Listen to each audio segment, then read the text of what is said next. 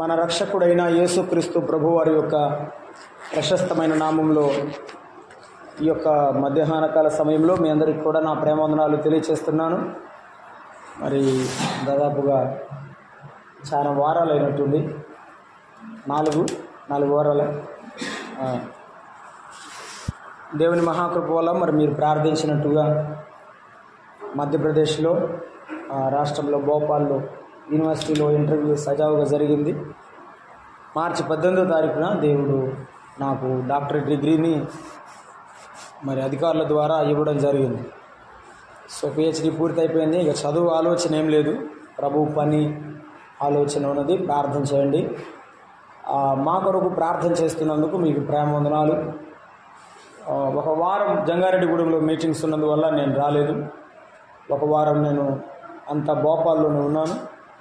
మరి గడిచిన వారములో తమ్ముడు కొంగనపల్లిలో అంటే కుప్పంలో దగ్గర ఉన్నటువంటి కొంగనపల్లిలో మందిరం ప్రతిష్ట జరిగింది. ఆ ప్రతిష్ట కొరకై మరి అక్కడికి వెళ్ళాం. ఇలాగున దాదాపు 4 వారాలు 4 చోట్ల మీటింగ్స్ చేయడానికి వల్ల నేను మీ మధ్యకు రాలేకపోయాను. స్థానిక సంఘం కొరకు కూడా ఆలోచించాలి కాబట్టి నేను ఒక వారాన్ని మాత్రమే కేటాయిస్తున్నాను. బయటికి 3 వారాలు సంఘంలోనే ఉంటున్నాను. ప్రార్థన చేయండి. ప్రభుచిత్తమైనప్పుడు అనుకూలమైనప్పుడు దేవుడు తన కృప మా కుటుంబం పట్ల బయలుపరిచినట్లుగా మీరు ప్రార్థనలో జ్ఞాపకం చేసుకోవాలని, మేము కూడా ఎల్లప్పుడూ మీ కొరకు ప్రార్థించుచున్నామని ప్రభువును బట్టి తెలియచేస్తున్నాను. ఈ యొక్క మధ్యాహ్నకాల సమయంలో దైవ గ్రంథంలో నుండి దేవుని వాక్యాన్ని మనము చదువుకుందాము. సమూయేలు మొదటి గ్రంథము 25వ అధ్యాయము 3వ వచనం. సమూయేలు మొదటి గ్రంథము 25వ అధ్యాయము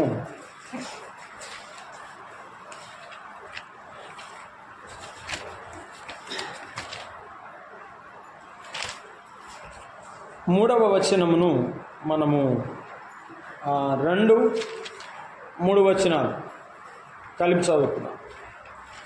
సమూయేలు మొదటి గ్రంథం 25వ అధ్యాయము 2-3 వచనం. కర్మేలులోని మాయోను నందు ఆస్తి గలవాడు ఒకడు కాపురం ఉండడు. అతడు బహుభాగ్యవంతుడు. అతనికి 3000 గొర్రెలు 1000 మేకలు ఉండెను. అతడు కర్మేలులో తన గొర్రెల బొచ్చు కత్తిరించుకున్నటకై పోయి ఉండెను. అతని పేరు నాబాలు.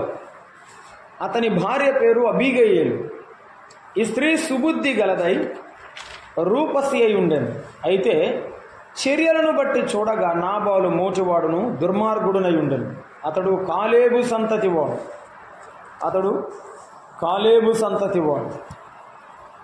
18వ వచనం చదువుకుందాం. 18వ వచనం. అందుకు అబీగయేలు నాబాలుతో ఏమీ చెప్పక త్వరపడి 200 రొట్టెలు 2 ద్రాక్షారసపు తిత్తులు వండిన 5 గొర్రెల మాంసమును 5 మానికల వేచిన ధాన్యము 100 ద్రాక్ష గెలలు 200 అంజూరపు అడలు భారత భూముల మీద వేయించి, మీరు నాకంటే ముందుగా పోడి నేను మీ వెనక నుండి వచ్చేదనని తన పనివానితో ఆజ్ఞ ఇచ్చి పంపాను. 23. అబీగయేలు దావీదును కనుగొని గార్ధభూమి మీద నుండి త్వరగా దిగి దావీదునకు సాష్టాంగ నమస్కారం చేసి అతని పాదములు పట్టుకొని ఇట్లనెను, నా ఏలినవాడ, ఈ దోషము నాదని ఎంచుము. నీ దాసురాలైన నన్ను మాటలాడనీము. నీ దాసురాలనైన నేను చెప్పు మాటలను ఆలకించుము. 28వ వచనం. నీ దాసురాలనైన నా తప్పు క్షమించుము. నా ఏలినవాడవగు నీవు యెహోవా యుద్ధములను చేయుచున్నావు గనుక నా ఏలినవాడవగు నీకు ఆయన శాశ్వతమైన సంతతినిచ్చును. నీవు బ్రతుకు దినములన్నిటి నీకు అపాయము కలుగకుండును. 32వ వచనం. అందుకు దావీదు, నాకు ఎదురు పడుటకై నిన్ను పంపిన ఇశ్రాయేలుల దేవుడని యెహోవాకు స్తోత్రము కలుగునుగాక. ఇశ్రాయేలుల దేవుడని యెహోవాకు స్తోత్రము కలుగునుగాక. నేను పగ తీర్చుకొనకుండా ఈ దినము ప్రాణము తీయకుండా నన్ను ఆపినందుకై నీవు ఆశీర్వాదమునందుదువుగాక.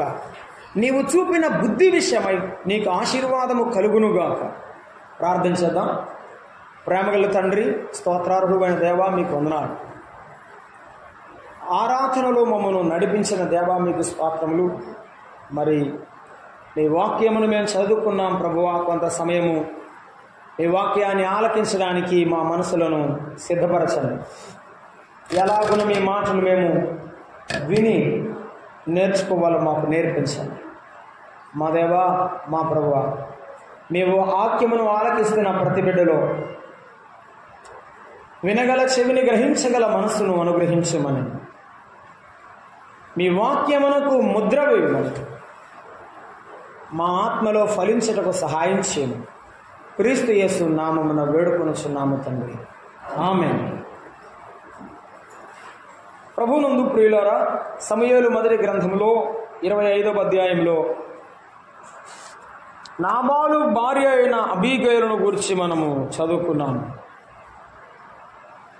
నాబాలు భాగ్యవంతుడు కానీ బుద్ధిహీనుడు, మొరటివాడు. అబీగయలు భాగ్యవంతురాలు, అంత మాత్రమే కాదు, ఆమె బుద్ధి కూడా సుబుద్ధి. ఈ వృత్తాంతమంతా చదువుతున్నప్పుడు 3 మాటలు మీకు నేను గుర్తు చేయాలనుకున్నాను. రౌచితమైతే అబీగయలు యొక్క సుబుద్ధి గల భార్య అయిన అబీగయలు యొక్క సుగుణములను గురించి మనము ఆలోచన చేద్దాం. కానీ ఈవేళ 3 మాటలను మనము ఆలోచన చేద్దాం. అదేమిటంటే, ఈ 25వ అధ్యాయాన్ని మొత్తం మీరు బాగా చదివితే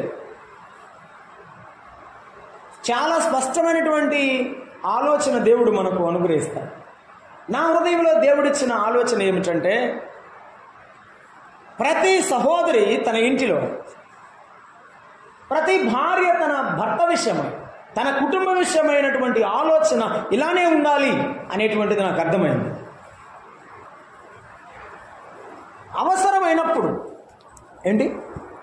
అవసరమైనప్పుడు పనిని మనం ఎలా చేయాలంటే చాలా త్వరగా చేయాలి. ఎలా చేయాలి? త్వరగా చేయాలి. పని అవసరమైనప్పుడు ఏం చేయాలి? త్వరపడాలి కదా. ఆ లక్షణం ఈమెలో మనం గమనించగలం. అవసరమైనప్పుడు త్వరగా పని చేయాలి. అయితే ఆ పని మన చేతల్లో కనబడాలి.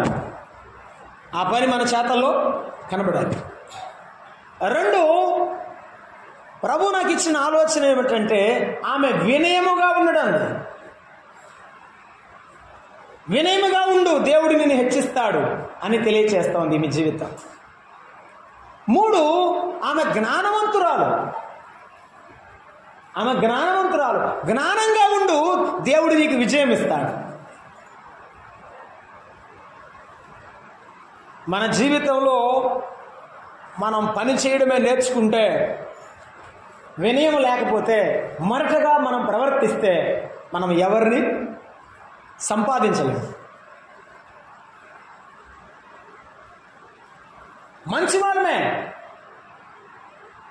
మంచివారమే మాట్లాడటం తెలియదు.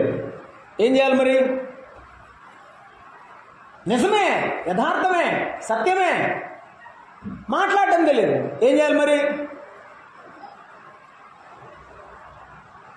పోగొట్టుకుంటాం. నాలుక జీవము వంటిది. ఆ నాలుక ఏ మనుషులను సంపాదించినట్లు చేస్తుంది, మనుషులను దూరపరుచినట్లు కూడా చేస్తాం.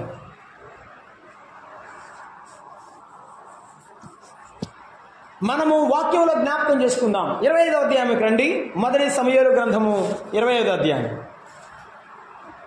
అవసరమైనప్పుడు మనం త్వరగా పని చేయాలి అనే మాటలో ఆమె జీవితంలో కనబడే లక్షణాన్ని చూస్తున్నాం. 25వ అధ్యాయం 18వ వచనం ఏమంటున్నాడు? అందుకు అబీగయలు నాబాలుతో ఏమీ చెప్పక త్వరపడి తాను తీసుకోవలసినటువంటి వస్తువులన్నీ, పదార్థాలన్నీ దావీదు కొరకు తీసుకొని త్వరగా బయలుదేరి వెళ్ళింది. ఎంత తొందరగా! ఆమె కానీ ఆలస్యం చేస్తే దావీదు మరలా యుద్ధానికి బయలుదేరి వచ్చి తన భర్తను ఏం చేస్తాడు? ఎందుకు ఇదంతా జరిగింది? ఒకప్పుడు ఇతనికి చాలా గొర్రెలు, గొడ్లు, చాలా సంపద ఉంది కదండి. ఆ సంపద అంతా అడవిలో ఉంది. అడవిలో ఉన్నప్పుడు వారు పనివాడు చెప్పిన మాటల్లో మనకు అర్థమవుతుంది. ఆ దావీదు సైన్యం అంతా కాపలా కాశారట. ఎవరి మందకు? నాబాలు మందకు. అబీగయలు భర్త యొక్క ఆమె యొక్క మందకు కాపలా కాశారట. అంతటి భయంకరమైన పరిస్థితుల్లో కాపాడారట. అయితే ఆహారం లేదు, కొద్దిగా ఆహారం పెట్టండి అని దావీదు అడిగితే, దావీదు ఎవడు, నేను దావీదుకి ఎందుకు ఇవ్వాలి?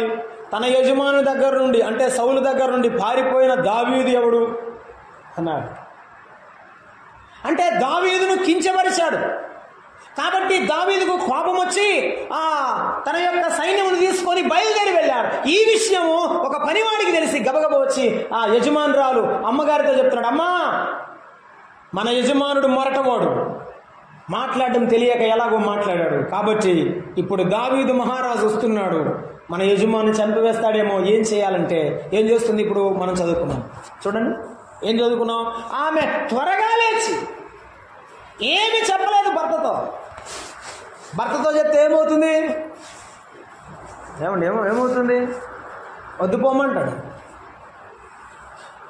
నాబాలు బలమేమిటో దావీదు బలమేమిటో అబీగైలుకు తెలుసు. మనము మన ఇంటిలో మనం చేయాల్సిన ఏ పనైనా త్వరగా చేయాలి.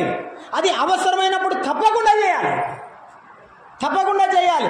దీనిని మన చేతల్లో చూపించాలి. చాలామంది మాటలతోనే పరిమితం చేస్తుంటారు, కానీ చేతలలో దాన్ని మనము కనబరచాలి. దైవ గ్రంథంలో మనము జ్ఞాపకం చేసుకుందాం. ఆదికాండం 24వ అధ్యాయం చూడండి, 24వ అధ్యాయము 46వ వచనం. మనము చేయవలసిన ఏ పనైనా త్వరగా చేయడం మనం అలవాటు చేసుకోవాలి.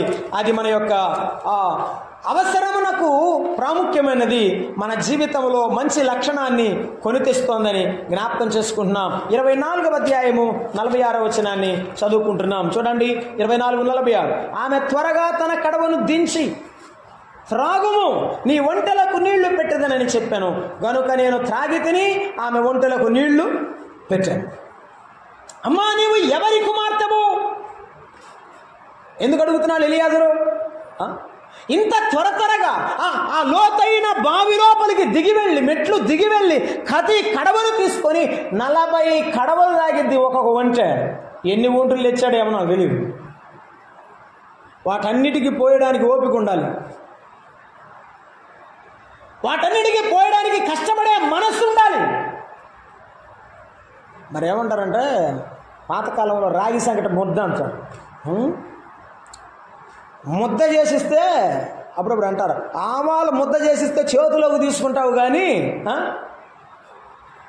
నోటికి ముద్దైనా ఎత్తి తినబట్ట. కష్టపడకుండా వచ్చేది బహు సుఖవంతమైనది ప్రజలకు. కానీ దేవుని పిల్లలు కష్టపడటం నేర్చుకోవాలి. అసలు కష్టంలో కూడా త్వరపడటం నేర్చుకోవాలి. కొంతమంది పని చేస్తారు కానీ వారి పనిలో ఏముండదు, తొందర ఉండదు, స్పీడ్ ఉండదు. ఆ వర్క్ పని చాలా సులువుగా చేయడానికి, త్వరపడడానికి, తొందరపడడానికి ఏమాత్రం ఇష్టపడరు. కానీ రిబ్కా ఎంతో తొందరపడి త్వరగా దిగి నీళ్ళన్నీ పోసింది. చూసారా? మన ఇంటిలోనైనా మన వీధిలోనైనా మనం చేసే పని ఎలా ఉండాలి? చాలా గట్టిగా ఉండాలి. అబ్బాయి ఈ అమ్మాయి అయితే పని బాగా చేస్తుంది, చాలా స్పీడ్గా చేస్తుంది కాబట్టి పనికి తీసుకెళ్దాం అన్నాను. ఆ అమ్మాయి వదిలేండి, ఈసారికి ఇంకోటి తీసుకెళ్దాం అనకూడదు. పని నేర్చుకుంటే పని త్వరగా చేయాలి. ఏ సందర్భంలో చేస్తుంది? అసలు ఆయనకు నీళ్ళు లేవు, మంచినీళ్ళు లేవు, ఒంటెలకు నీళ్ళు లేవు. కాబట్టి ఆమె ఆ అవసరాన్ని గుర్తెరిగి త్వరగా పనిచేసింది. మనము మన ఇంటిలోనైనా మన యొక్క గ్రామంలోనైనా ఏదైనా మన అవసరం పడితే, మన అవసరం ఈ ప్రదేశంలో లేకపోతే ఈ ప్రాంతంలో ఈ సమయంలో ఉంది అంటే తప్పకుండా నీ ఉండి పని చేయడం వలన నీకు ప్రయోజనమే. ఆమె తన ఇంటిలో నేర్చుకున్నటువంటి ఆ యొక్క పని చేసేటువంటి తత్వము ఆ సందర్భంలో కూడా ఉపయోగపడింది. కాబట్టి ఎలియాజరు ఏం చేశాడు? ఈమె నా యజమానుడికి నిజమైన భార్య అని మనసులో నిశ్చయించుకున్నాడు. ఒకవేళ ఆ టయానికి రాకపోతే ఏమ్మా చెప్పండి, ఆ టయానికి ఎలియాజరు వచ్చిన టయానికి కనుక ఆ బావి దగ్గరికి రెబ్కా రాకపోతే, రెబ్కా ఎవరో సరే వచ్చినా నీతో నాకేం పని, నీకు మంచినీళ్ళు పోయాల్సిన అవసరం నాకు లేదు, నా దారిని నేను పోతాను, నేను ఒక కడవ మోసుకెళ్తే చాలు, ఇన్ని కడవలు నేను ఆడ పోసేది నాకేం పని అనుకుంటే ఏమయ్యేది? రెబ్కా ఇస్సాకు ఇంటికి వారసురాలు అయ్యేది కాదు. కష్టం లేకుండా సుఖం లేదు. కష్టపడకుండా ఏ వ్యక్తి విజయాన్ని పొందలేడు. అబీగయలు కష్టపడడానికి ఇష్టపడుతుంది. ఎన్నండి అక్కడ చాలా చదువుతున్నాం మనం, దాదాపు 8 పదార్థాలు.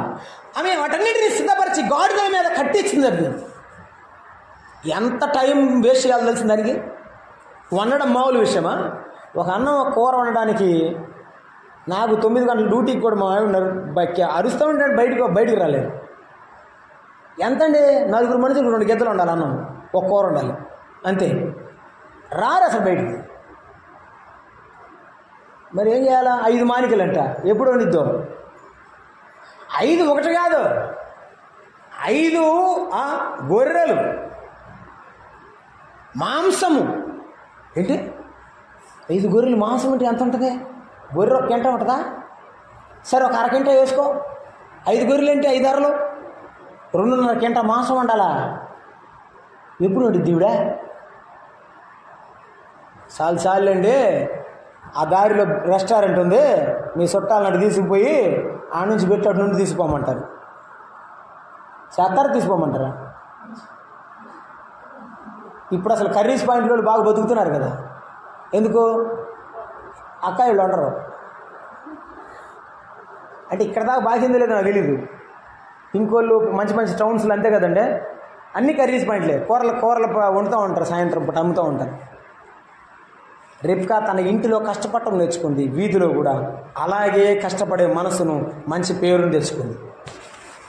పని చేయడంలో తొందరపాటు, త్వరగా పనిచేసే అలవాటు కలిగి ఉండాలి. మనం ఎప్పుడైనా అది ఉండాలి. అది మన ఇంటిలోనైనా సరే మనం కలిగి ఉండవలసింది. మనం చేసేటువంటి చేతల్లో త్వరగా పనిచేసే అలవాటు మనకు ఉండాలి అన్నాడు. అందుకే సామెతల గ్రంథంలో 18వ అధ్యాయము 9వ వచనంలో చెప్పాడు, పనిలో జాగు చేయవాడు ఎవరికట? నష్టము చేయవానికి సోదరుడట. ఏమిటట? అమ్మాయి రామ్మ, అందరు వెళ్ళారు, మొత్తం వెళ్ళిపోయారు. రా వత్తనానత్తయ్య అందనుకో, నీ ప్రాణం పోద్ది. గొంతులో నుంచి ఊపిరి వచ్చే లోపల నీ అనిపిస్తుంది, అబ్బో ఎంత నీరసంగా మాట్లాడుతుంది, ఏమి నడిచిదిరా అనుకుంటావు. పనిలో జాబు చేయకూడదు. ఏమవుతుందట? పని నష్టమవుతుంది. అసలు నష్టపరచాలని కూర్చుంటే చేసేదేం లేదు. వీళ్ళు ఎలాంటి వాడంటే పనిలో ఆలస్యం చేస్తుంటాడట. వెళ్దాంలే, లేద్దాంలే అంటాడట. సామెతల గ్రంథంలో ఒక మాట రాసింది, సోమరి వాడట ఎలాంటి వాడంటే ఉతక మీద తలుపు తిరిగినట్టు సోమరి వాడు పడక మీద అటు ఇటు. అది మన గళ్ళు ఉన్నాయి కదమ్మా, తలుపులు తగిలిస్తామే, దాన్ని ఉతకంటారు. అది ఇటు నెడతానికి ఇటు ఉంటుంది కదా, అది ఇట్టే ఉంటుంది. అటు తిరిగిద్ది, ఇటు తిరిగిద్ది, ఎటు పోదు. అలా ఉండకూడదు. పని చేయాలనుకుంటే ఆ సమయానికి రావాలి. నేను మీకు చెప్పాల్సిన అవసరం లేదు. నాకు తెలిసి కొంతమంది 4 గంటల రూల్ వేసేవాళ్ళు ఉన్నారు ఇక్కడ. పని అంటే మామూలు కాదు. అని కష్టపడటం నేర్చుకుంటే దేవుడు సాయం చేస్తాడు. ఆమె త్వరగా ఇంట్లో పనిచేసే అలవాటు కలిగి ఉన్నది. న్యాయాధిపతుల గ్రంథం 13వ అధ్యాయము 10వ వచనంలో మానోహ భార్య మనకు కనబడుతుంది. అక్కడ ఆమె దగ్గరకు దేవుని దూత దిగి వచ్చి వర్తమానం చెప్పాడు. ఏమనమ్మా, నీకు ఒక కుమారుడు జన్మిస్తాడు, నీవు మద్యమునే కానీ ద్రాక్షారసమునే కానీ నీవు త్రాగవద్దు, వెళ్ళు ఇంటికి అని చెప్పాడు. ఇంటికి వెళ్ళిన వెంటనే గబగబా పరిగెత్తుకుంటూ వెళ్ళింది. ఎందుకు? తన భర్త దగ్గరికి వెళ్ళి, అయ్యా నాకు దేవుని దూత కనబడ్డాడు, మనకు ఒక కుమారుడు పుడతాడని చెప్పింది. పనైనా త్వరగా చేయాలి, చెప్పాల్సిన మాట త్వరగా చెప్పాలి, త్వరగా చెప్పాలి. అది అవసరమైన మాట, నిజంగా పని జరిగించే మాట. ఏనాడు కూడా దేవుని బిడ్డల మధ్య కానీ కుటుంబంలో ఉన్న వ్యక్తుల మధ్య కానీ దాపరికం ఉండకూడదు. దాపరికాలున్న కుటుంబానికి ఎప్పుడైనా చేటే. నాన్నొత్తనాడు, రే లోపల దాక్కో, ఊరు మాట్లాడబాకండి అందరు అమ్మ అయిపోయింది కది.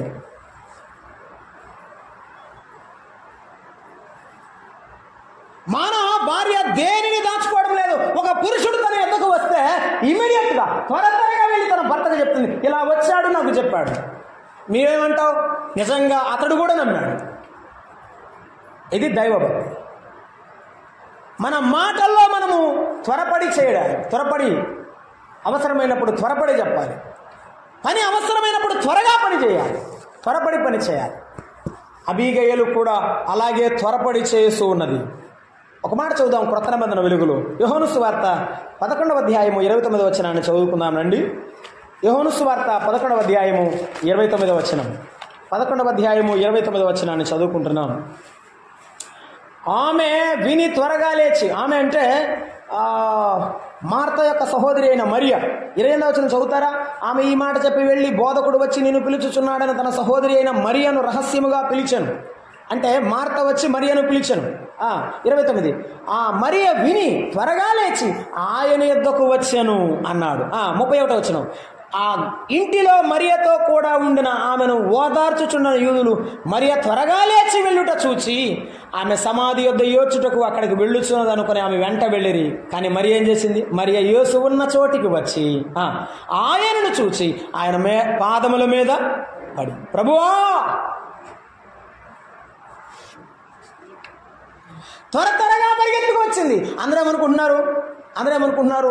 చనిపోయిన లాజరు దగ్గరికి పోతుంది, తన సహోదరుని ఉండలేక ఆ సమాజాన్ని చూసేద్దామని గబగబోతుందని అనుకున్నారు. కామ అక్కడికి వెళ్తుంది, యేసు ప్రభు పాదాల దగ్గరకు వెళ్ళింది.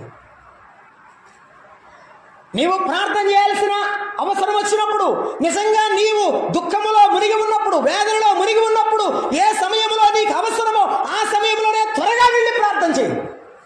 పెందలకడ లేచి వెళ్ళి ప్రార్థన చేయి. నీ జీవితానికి ప్రార్థన అవసరం. నేను మరలా గుర్తు చేస్తాను, నీ పనైనా త్వరగా చేయి, చెప్పవలసిన మాట అయినా తొందరగా చెప్పు, నాంచి దాచి చెప్పకు.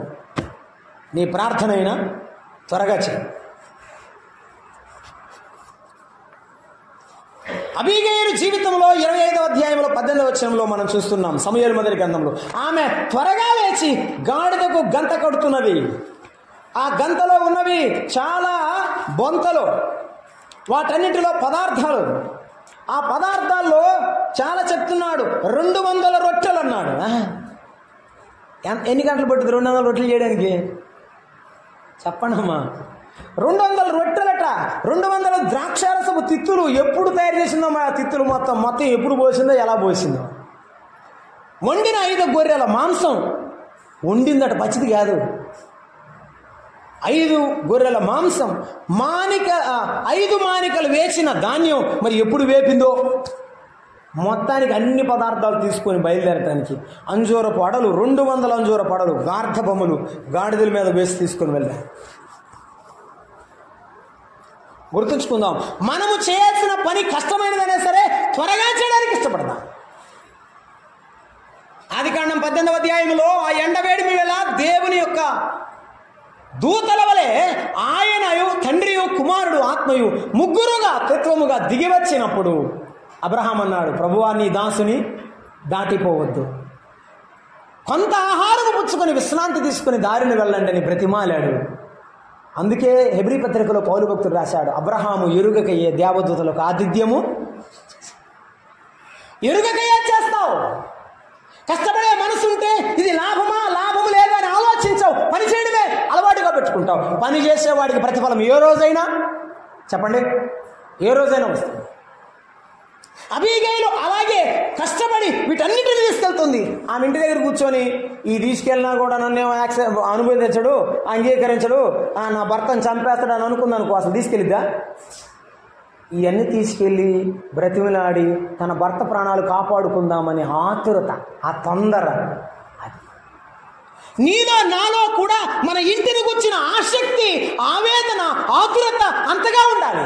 అప్పుడు మన ఇంటిని మనం కాపాడుకుంటాం.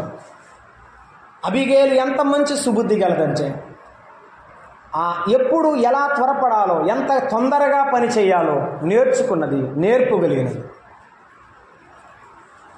అందుకే అన్నాడు, జ్ఞానవంతురాలు తన ఇల్లును కట్టింది. ఈమె జ్ఞానము కలిగి పని చేస్తోంది. అందువల్ల ఈమె జీవితం మనకు ఆదర్శప్రాయమైంది. ప్రతి తల్లి నేర్చుకోవాల్సింది ఏమిటంటే, ఎప్పుడు పని త్వరగా చేయాలో అప్పుడే చేయాలి.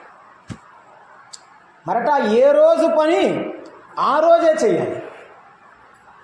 రేపటి పని ఈరోజే చేసినా పర్వాలేదు, కానీ నిన్నటి పని ఈరోజు చేయకూడదు. ఈరోజు పని రేపు చేస్తానని వాయిదా వేయకూడదు. చురుకైన వారు, అబీగయలు చాలా చురుకైనది కనుక త్వరగా పనులు చేస్తారు.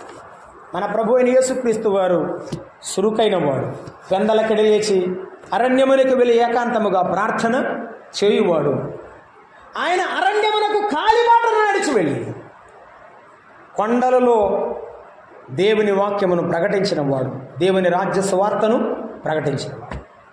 30 ఏళ్ళు వడ్లవాణి కుమారుడుగా వడ్రంగి పని చేసిన వాడు, కార్పెంటర్ వర్క్ చేసిన వాడు. ఆయన మరియకు యోసేపుకు లోబడి 30 ఏళ్ళు తల్లిదండ్రులకు లోబడి లోకంలో కష్టపడి పనిచేశాడు. 3.5 ఏళ్ళు దేవుని సేవ, పరలోకపు తండ్రి సేవ చేశాడు.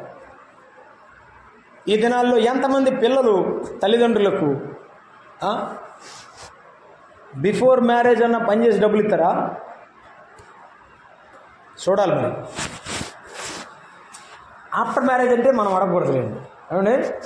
ఇచ్చే మహానుభావులు కూడా ఉన్నారు, కానీ లోబడే తత్వం చాలా అవసరమై కష్టపడి పనిచేసే స్వభావం అబీగయలుది, అది సుబుద్ధి. రెండవ మాట మనం జ్ఞాపకం చేసుకుందాం. సమూయేలు మొదటి గ్రంథం 25వ అధ్యాయానికి రండి. 23వ వచనం మనం చదువుకుంటున్నాం. అబీగయలు దావీదును కనుగొని గార్ధబొమ్మ మీద నుండి త్వరగా దిగి దావీదుకు సాష్టాంగ నమస్కారము చేసి అతని పాదములు పట్టుకొని ఇట్లనెను. ఇక్కడ నాకు అర్థమైంది ఏంటంటే అబీగయలు యొక్క వినయం ఏంటి? అబీగయలు యొక్క వినయం. ఆమె కష్టపడటం కాదు. కొంతమందికి పని చేసే అలవాటు ఉంటుంది, పని చేసే ఉంటుంది, కానీ తలబరిసి ఉంటుంది. ఏముంటుంది? వినయంగా లోబడే మనసు ఉండదు. పని అయితే ఉంది, పనివాడే, కానీ ఏమిటట? గర్వం ఉంది. కాబట్టి అధికారులు ఒప్పుకోరు. మీరు ఎక్కడికైనా పోండి, ఏ కంపెనీ అయినా, ఏ వ్యవస్థ కింద అయినా సరే, ఒక అధికారి కింద ఏం చేయాలి? లోబడి పని చేయాలి. నేను చేయనంటే ఇంటికి పోమంట. మరి దేవుని మందిరంలో దేవునికి లోబడవద్దా మనం? రాజైనటువంటి దావీదుకు లోబడడానికి ఆమె తన వినయాన్ని అతని ఎదుట ప్రదర్శించి దావీదు మనసును గెలిచి తన భర్త ప్రాణాలు కాపాడుకోవడానికి పరిగెత్తుకొని వెళ్ళింది. అందుకే దైవ గ్రంథంలో మనం ఒక మాట జ్ఞాపకం చేసుకుంటున్నాం. సామెతల గ్రంథము 15వ అధ్యాయము 33వ వచనంలో, సామెతల గ్రంథము 17వ అధ్యాయము 33వ వచనం,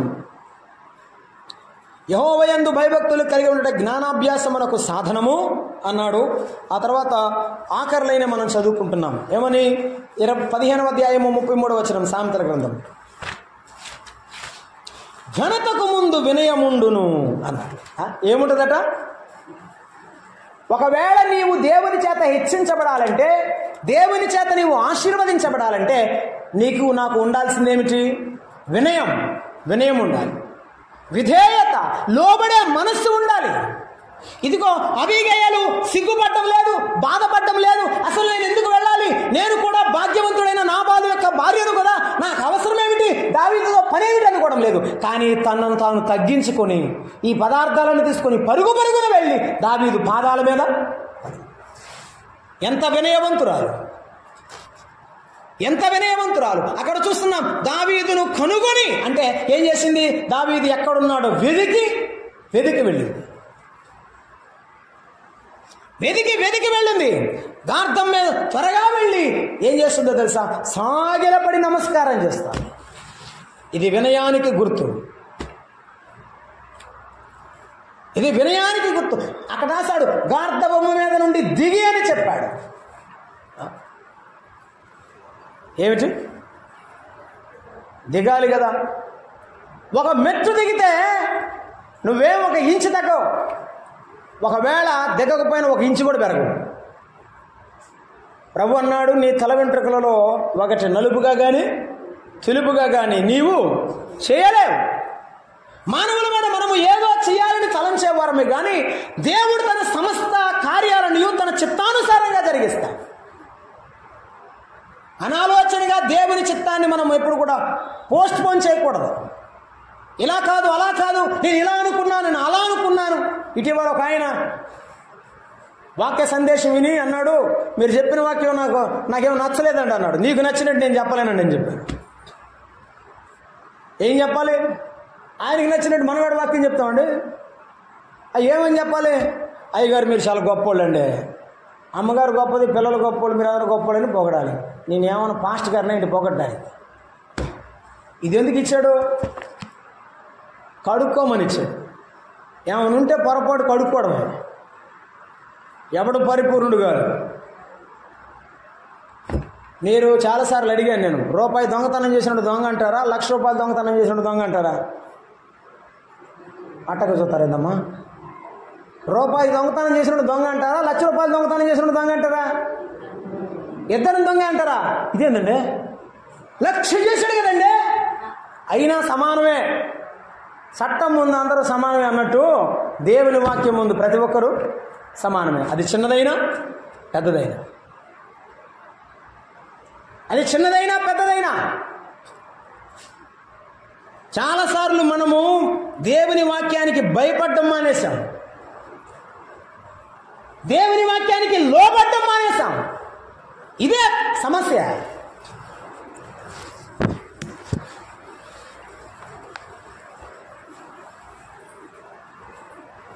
ప్రభువారు మత్తయి సువార్తలో చెప్పాడు, నీ కంటిలో దూలం పెట్టుకొని, ఏముందంట, దూలం పట్టదు కానీ అంత పెద్ద అపరాధం ఉంది, నీ సహోదరుడి కంట్లో నలుసు చూస్తాడట.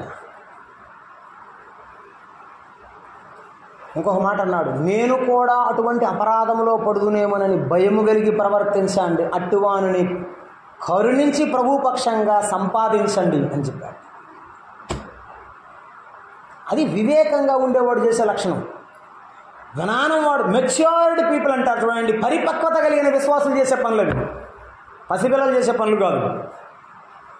30 ఏళ్ళు వచ్చినా 40 ఏళ్ళు వచ్చినా నేను ఇంతే అంటే ఏం చేసేది?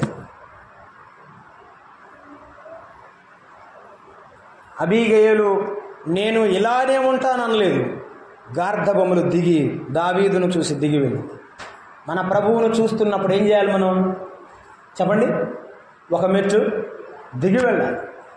ప్రభువా వాస్తవమే, నా విషయంలో పొరపాటు జరిగింది, దిగి వెళ్ళాలి. నీవు ఎంత తగ్గించుకుంటే అంతే మంచిది. అసలు యేసయ్య కంటే ఎవరు ఎక్కువ తగ్గించుకున్నారు? ఎవరు తగ్గించుకోలేరు. ఆ మహోన్నతులైన దేవుడు దాసుడిగా పుట్టాడు, దాసుడుగా కూడా ఆయన రిక్తుడుగా ఒంటరివాడుగా చేయబడ్డాడు. ఆయన మన కొరకు తన ప్రాణాన్ని అప్పగించి సిలువలో చనిపోయిన వాడు. ఆయన వలె తగ్గించుకున్నవాడు లేడు. ఆయనకు వస్త్రము కూడా లేదు. చనిపోయేటప్పుడు ఆయన దగ్గర వస్త్రము కూడా లేదు. తల్లి గర్భంలో నుండి ఎలా వచ్చాడో అలాగే వెళ్ళినట్టుగా ప్రభువారు ఏమీ లేనివాడుగా వెళ్ళిపోయాడు. నీకు నాకు దేవుడు ఎన్నో ఇచ్చాడు, ఎన్నో మనం సంపాదించాం, ఎన్నో మనము కలిగి ఉన్నాం. అయితే మన జీవితంలో ఉండాల్సిన ఏమిటో తెలిసిన వినయం ఉండాలి.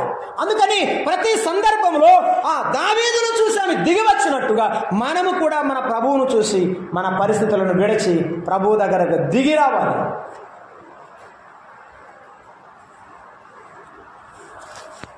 పోయిన వారం అనుకుంటా అటయ్య ఎందుకు ప్రార్థనకు రాలేదంటే, నేను అనుకున్నది యేసయ్య చేయలేదు కాబట్టి ఎందుకు లేయా ప్రార్థన అంది. వారు అన్ని జనులు కాబట్టి ఆ మాట అంది. ఎందుకమ్మా ప్రార్థనకు రంది? ఆమె ఏదో అనుకుందట, అదంటే యేసు ప్రభు అంట చేయలేదంట, అందుకని ప్రార్థనకు రాలేదంట. నువ్వేదనుకుంటా చేయాలనా? ఆయన ఏమైనా స్విచ్ బోర్డా? స్విచ్ చేయగానే లైట్ వెళ్ళటానికి సృష్టికర్త కదా, ఆయనకు ఒక ప్రణాళిక ఉంది కదా నీ జీవితం పట్ల. అసలు భవిష్యత్తులో మంచేదో చెడేదో జరిగేదేదో జరగందేదో ఆయనకు తెలుసు కదా. మరి ఆయనకి ఎందుకు అప్పగించుకో? నీ చేతిలోకి నీ జీవితాన్ని ఎందుకు తీసుకుంటావు? ఆయనకు అప్పగించుకొని ఎందుకు ముందుకు వెళ్ళదు?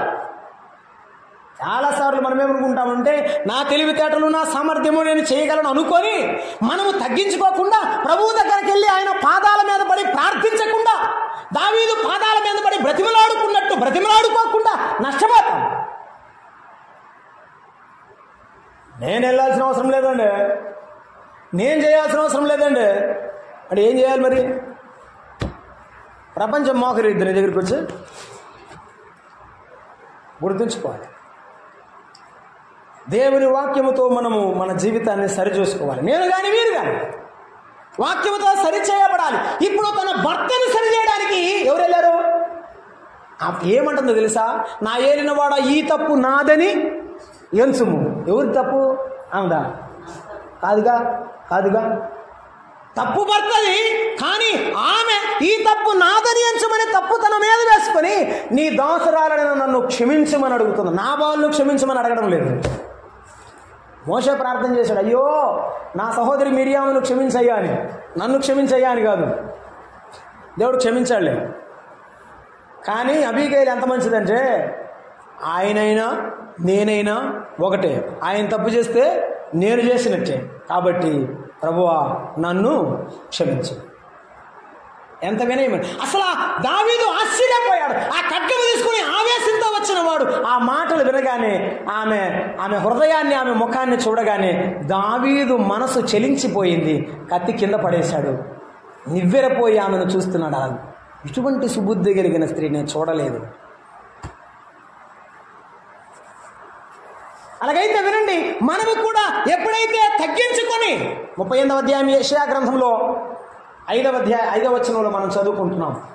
హిజ్కియా దేవుని మందిరపు గోడ తట్టుగా అతడు తిరిగి కన్నీళ్లు విడుచుచు ఆయన బ్రతిమాలుచుండగా, హిజ్కియా నీవు కన్నీళ్లు విడుచుట నేను చూచితిని. నీవు కన్నీళ్లు విడుచుట నేను చూచితిని. ఏమన్నాడు? 38వ అధ్యాయం 1వ వచనంలో, హిజ్కియా నీవు మరణమవుతున్నావు కనుక నీ ఇల్లు చక్కబెట్టుకో. ఏమన్నాడు? It is decided.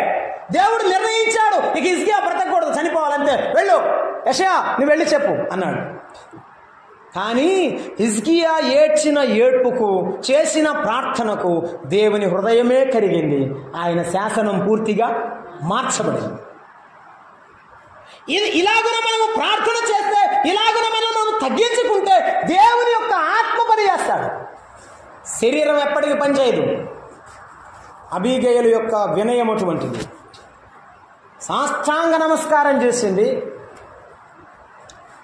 చాలామందికి ఏమైనా సహాయం చేశారనుకోండి, ఏం చేస్తారు వాళ్ళు? చాలా నమస్కారాలు సార్ అని వెళ్ళిపోతారు. లేకపోతే ఏదైనా పొరపాటు చేస్తే ఐఎమ్ సారీ అని చెప్పి ఏం చెప్తారు? వెళ్ళిపోతారు. కానీ అబీగయలు అలాంటిది కాదు. దావీదు నేను క్షమించాను, నేను నీ భర్తను ఏం చేయను, వెళ్ళిపో అని చెప్పిన దాకా అక్కడి నుంచి కదలలేదు. ఎంత మంచి మాట.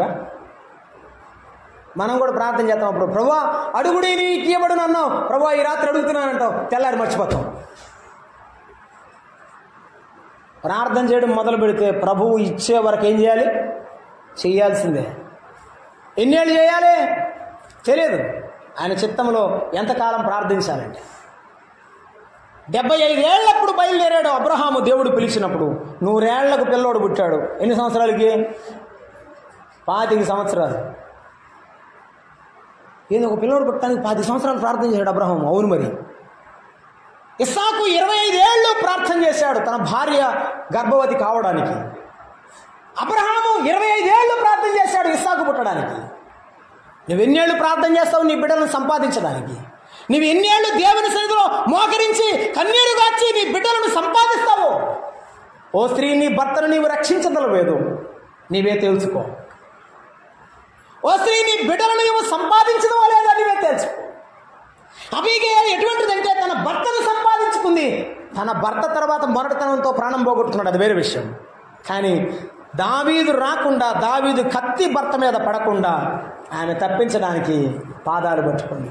మనం కూడా మన కుటుంబ జీవితంలో రాబోయే అగ్నిగుండాన్ని తప్పించడానికి నీ భర్త కొరకు నీవు ప్రార్థన చేయవలసిన అవసరం నీకు ఉన్నది.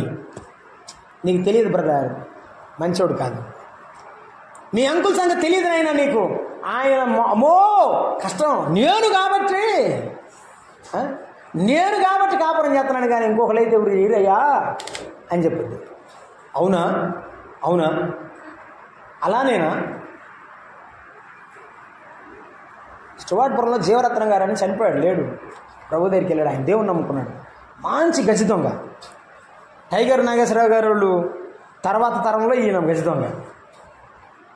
ఆయన సువార్త కరపత్రిక తీసుకొని చదువుతా కన్నీళ్లతో ఏడుస్తున్నాడు.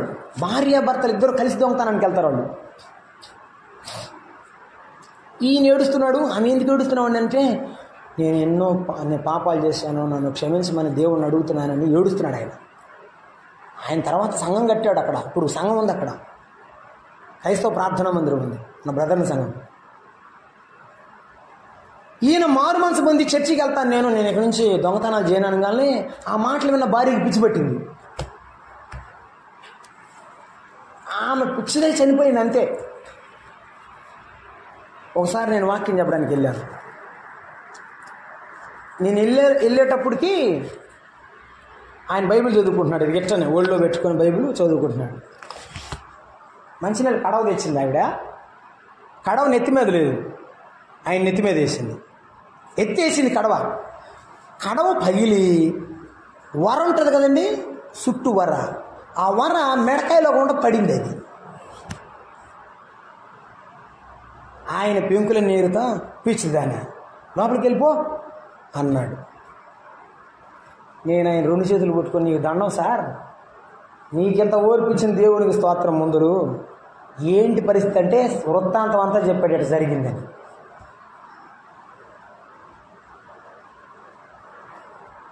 అంత ఓర్పువంతుడు అన్నమాట. కడవ ఎత్తేసిందా, ఊరికే పోవచ్చుగా. ఏడు నేను తెలిసినట్టు, ఏరా వచ్చావా అంద నన్ను, ఆడొక దొంగోడు నువ్వు ఒక దొంగోడు అంద నన్ను, ఇట్లనే అందే. తర్వాత పిచ్చి పట్టింది బ్రదర్ అని చెప్పాడు ఆయన. ఆయన బతుకున్నంతకాలం సువార్త చెప్తూనే ఉన్నాడు, కానీ ఆమె నమ్ముకోకుండా చచ్చిపోయింది. ఆమె చచ్చిపోయినప్పుడు ఉందండి ఈబురుపాలెం దగ్గర సమాధులు అనమాట. స్టోవాటపురం నుండి ఈబురుపాలెం దాకా జనం ఉన్నారండి. జనం ఎంతమంది ఉన్నారంటే ఇసుకెత్తి రాని జనం. ఎవరు ఏ రాజకీయ నాయకుడు చచ్చిపోయాడు అనుకుంటున్నారు. ఆయన్ని బట్టి దేవుని పిల్లలందరూ ఆమె సమాధి కార్యక్రమానికి అందరూ అటెండ్ అయితే నాకు ఎంత సంతోషం వేసిందో. ఆయన దేవుని నమ్ముకున్న ఆయన బట్టి ఆయన భార్యని ఎంత ప్రేమించారు అందరూ దేవుని పిల్లలని. దేవుడు నీకు ఘనతనిస్తాడు దేనివల్ల అంటే ఆయన కృప వల్ల మాత్రమే. నీ కార్యాన్ని, నీ కర్తవ్యాన్ని నీ ఇంటిలో నువ్వు నెరవేర్చాలి, అది తప్పదు, బాధ్యత. ఒకవేళ మారకపోయింది వారు దేవుని చిత్తంలో ఉంటే తప్పకుండా దేవుడు ఏం చేస్తాడు, మారుస్తాడు. దేవుని చిత్త ప్రకారంగా దావీదు అతనిని క్షమించాలని ఉన్నది కనుక దావీదు అతనిని క్షమించాడు. ఆమె వినయమును దావీదు గుర్తుంచుకున్నాడు. యెషయా గ్రంథం 59వ అధ్యాయం చదివి ప్రార్థన చేద్దాం. చూడండి, ఒక మాట చదివి ప్రార్థన చేద్దాం. 59వ అధ్యాయం.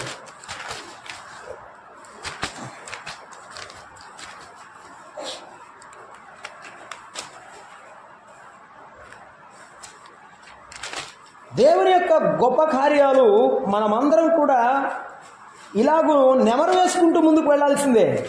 దానిని మనము అర్థం చేసుకున్నప్పుడే మనము దేవుని యొక్క ఆశీర్వాదాన్ని పొందగలము. క్షమించండి, 55వ అధ్యాయం 6వ వచనం. యెహోవా మీకు దొరుకు కాలమందు ఆయనను వెదకుడి, ఆయన సమీపములో ఉండగా ఆయనను వేడుకొనుడి అని చెప్పారు.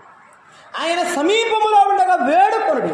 ఆయన దగ్గరగా ఉండగానే వినయమైన మనసుతో వెళ్ళు. అసలు ఆయన ఆకాశములో నుండి తొంగి చూస్తున్నాడట. ఎవరైనా ఆయన యందు భయభక్తులు వినయమును కలిగి ఉన్నారో లేదో అని అటువంటి వారి కొరకు ఆయన వెతుకుతున్నాడని చెప్పాడు. పేతురు రాసిన మొదటి పత్రిక 5వ అధ్యాయంలో చెప్పాడు, చిన్నలారా మీరు పెద్దల ఎడల వినయ మనస్కులై ఉండండి, వినయముతో ఉండండి, దీన మనస్సు అనే వస్త్రాన్ని ధరించుకోండి, బలిష్ఠుడైన దేవుని చేతుల క్రింద దీన మనస్కులై ఉండండి, అప్పుడు ఆయన తగిన సమయం మిమ్మును హెచ్చిస్తాడు. వినయం ఉంటే దేవుని చేతిలో హెచ్చింపు ఘనత ఉంటుంది. అందుకే తగ్గించుకున్న బాప్తిస్మం ఇచ్చి యోహాను ప్రభు అన్నాడు, ఆయన చెప్పుల వారును కూడా విప్పుటకు యోగ్యుడను కాను అన్న బాప్తిస్మం ఇచ్చి యోహాను వచ్చి యేసు ప్రభు ఏం చెప్పాడు తెలుసా? స్త్రీలు కలిగిన వారిలో బాప్తిస్మం ఇచ్చి యోహాను వంటి వాడు ఎవరు ఇంకా పుట్టలేదు అని ప్రభు చెప్పాడు. నిజమే. తగ్గించుకున్న మనకు దేవుడు ఘనతనిస్తాడు, మంచి పేరునిస్తాడు. కాబట్టి తగ్గించుకొని ఉందాం. ప్రభువు వలె తగ్గించుకుని ఎంత తగ్గాలో అంత తగ్గుదాం, నష్టమే. ఎప్పుడు ఎదగాలో, ఎప్పుడు దేవుడు హెచ్చించాలో అప్పుడే హెచ్చిస్తాడు. ప్రభువా నీవు పైకి లేపే వరకు నేను ఇక్కడే ఉంటాను అంతే. ప్రభు సాయం చేస్తాడు. ఆఖరి మాటలో మనము చదువుకునే భాగం ఏమిటంటే, మనము జ్ఞానము కలిగి ఉండాలి. ఆమె మాటల్లో జ్ఞానం ఉన్నది. ఒకటి, ఆమె చేతల్లో పనిలో తొందర జాగు లేకుండా ఉన్నది. ఆమె చేసినటువంటి జీవితం, ఆమె జీవితంలో వినయము కనబడింది. 3, ఆమె మాటల్లో జ్ఞానం ఉంది. ఆమె మాటలు ఏముంది? జ్ఞానం ఉంది. ఎందుకని? ఇవన్నీ తీసుకొని మీరు ముందు పోండి, నేను వెనకొస్తానని చెప్పింది. వారందరూ ముందు వెళ్ళారు, ఈమె వెనక వెళ్ళింది. గమనించండి, పశువులు, గొర్రెలు, గొడ్లు మొత్తము ఆ ఎబ్బోకు రేవు దాటించాడు యాకోబు. అందరినీ ముందు పొమ్మన్నాడు, 3 భాగాలుగా చేసి. చివర్లో ఉన్నాడు ఆ యాకోబు ఎబ్బోకు రేవులో కూర్చొని ఏడుస్తూ ప్రార్థన చేస్తున్నాడు. నీవు నేను ఒంటరిగా మిగిలినప్పుడు చేయాల్సింది అదే. జ్ఞానము కొరకు చేయాల్సిందే. ఎవడైనా జ్ఞానము కొదువుగా ఉన్న ఎడల వాడు నన్ను అడగవలను, అప్పుడు అతనికి ధారాళముగా అనుగ్రహించబడింది. జ్ఞానమును దేవుడు ధారాళంగా ఇస్తాడు. అడగండి. నీ పిల్లల కొరకు, నీ కుటుంబం కొరకు, నీ కుటుంబంలో నీవు జ్ఞానయుక్తంగా ప్రవర్తించడం కొరకు అడగండి, దేవుడు ఇస్తాడు. ఇదిగో దావీదును అడిగింది జ్ఞానయుక్తంగా. ఈ జ్ఞానవంతురాలు తన ఇల్లు కట్టుకున్నది. మనం కూడా మన ఇల్లు కట్టుకోవడానికి ప్రభు సహాయం చేస్తాడు. అందుకే నీతిమంతుడైన నా సేవకుడు తనకున్న అనుభవ జ్ఞానము చేత అనేకులను నిర్దోషులనుగా. ఏమిటి ఆయన అనుభవ జ్ఞానం? పరలోకము నుండి దిగి వచ్చిన అనుభవ జ్ఞానం. ఆయన అనుభవం ఏమిటి? కొరడాలతో కొట్టబడిన, రక్తము చిందుచున్న, తన ప్రాణము పోతున్న తండ్రి యొక్క వాక్యమును, తండ్రి యొక్క ఆజ్ఞను నెరవేర్చడానికి తన ప్రాణాన్ని ధారపోసిన వాడు, అనుభవపూర్వకంగా జ్ఞానమును కలిగిన వాడు మన ప్రభువు. మన కష్టాల్లో, ఇబ్బందుల్లో కూడా సహనము వహించి ప్రభువును వెంబడిస్తే మనము జ్ఞానవంతులమవుతాం. దేవుడు మనకు జ్ఞానం ఇస్తాడు. ఏమండి, అనుభవం ఒక పాఠం. అనుభవం ఒక పాఠం. ఆ పాఠమే నీకు ఒక జ్ఞానం. ప్రతి పాఠములో ఒక జ్ఞానం. ప్రతి అడుగులో మనకు దేవుడిచ్చే అనుభూతులు. వీటన్నిటిని మనం కలిగి ఉండాలి. అబీగైలు వలె పని విషయంలో త్వరపడి ఉందాం. వినయ విషయంలో ఎంతైనా తగ్గి ఉందాం. జ్ఞాన విషయంలో నేర్చుకోవడానికి ఎంతైనా ప్రయత్నం చేద్దాం. ప్రార్థన చేద్దాం. ప్రేమగల తండ్రి, స్తోత్రార్హుడా, మీకు వందనములు, స్తోత్రములు చెల్లిస్తున్నా. ఈ మధ్యాహ్న వేళ మీరు మాతో మాట్లాడుచు వచ్చిన 3 తలంపులకై స్తోత్రములు. ప్రభువా, త్వరపడి పనిచేసే అలవాటు కలిగిన వాడవు దేవా, మీకు స్తోత్రములు. మేము కూడా అలాగూ చేయుటకు నేర్పించండి. సోమరులం కాక కష్టపడే మనసును ఆయుధముగా అలవాటు చేసుకున్నట్టుకు సహాయం చేయండి. మా కన్న తండ్రి, మీ బిడ్డలమైన మేము వినయము కలిగి జీవించడానికి సహాయం చేయండి. గర్వము, అహంభావం, అవివేకము తొలగించండి. మాలో ఉన్నదా క్షమించండి. ప్రభువా, మీ జ్ఞానముతో నింపండి. జ్ఞానయుక్తముగా కాపురము చేయడానికి, జ్ఞానయుక్తముగా మా యొక్క పనులను చక్కబెట్టడానికి, మీ సన్నిధిలో మిమ్మల్ని ఘనపరచడానికి సహాయం చేయమని, మీ ఆత్మతో ఎల్లప్పుడూ మమ్మల్ని నడిపించుచుండగా మిమ్మల్ని మహిమపరిచే కృప మాకు అనుగ్రహించమని, స్థానిక సంఘమును బిడ్డలలో ఈ వాక్యమును ముద్ర వేయమని క్రీస్తు యేసు నామమున వేడుకొనుచున్నాము తండ్రి. ఆమేన్. వందనాలు.